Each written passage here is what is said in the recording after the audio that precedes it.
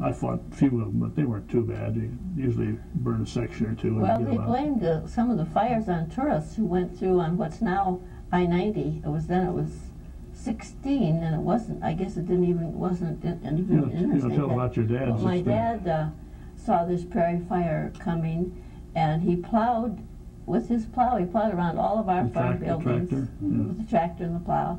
And then the neighbors just to the north of us were deaf, and he knew that they probably could see the prairie fire coming, but there were no telephones. They were old also, right? The family was old too. They were old, yeah. They were real old because it was the grandparents of our other neighbors. And he went and plowed around their buildings, and then the wind changed. I understand that with wind, you know, air rises, hot air rises, and probably because there were so many flames that suddenly it caused enough wind, I guess, to cause the fire to switch, and it came right back over him on the tractor. And he was afraid the tractor would explode.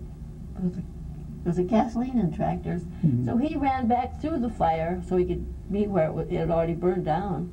And then they saw the tractor running by itself, but it was almost out of fuel by that time anyway, luckily probably, because it didn't explode. But he was burned, so he was kind of dazed, and somebody came along. All the neighbors came to help fight the fire.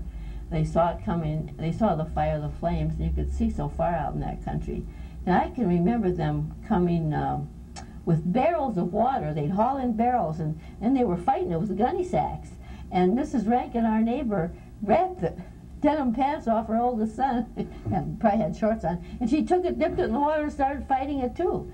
And we were all kind of desperate. Eventually there were a couple of old guys who set a backfire.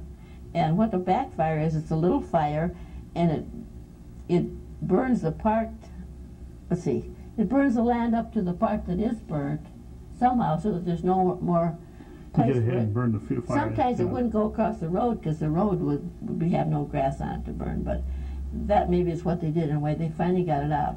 The neighbors, some neighbors came along in their old Model T or Model A Ford, saw my dad, took him to the nearest town, which was Presho, where there was a doctor, and Dr. Newman was there.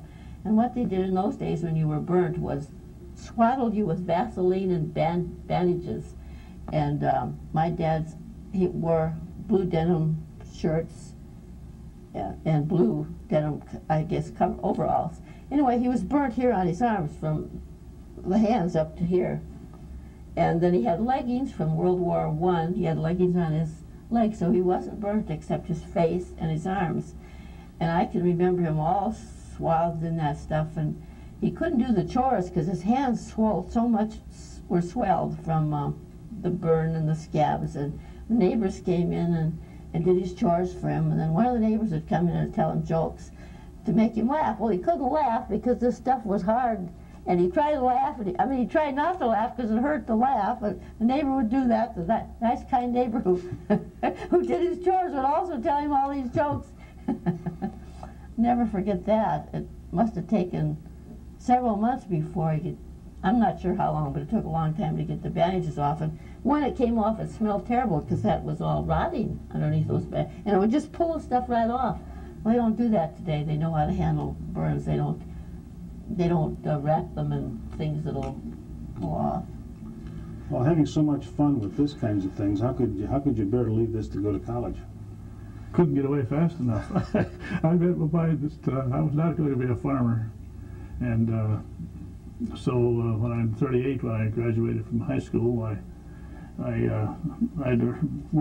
milked cows with my dad, and he'd been paying me, I got 35 cents a week for milking 3 cows night and morning. What did you do with your money?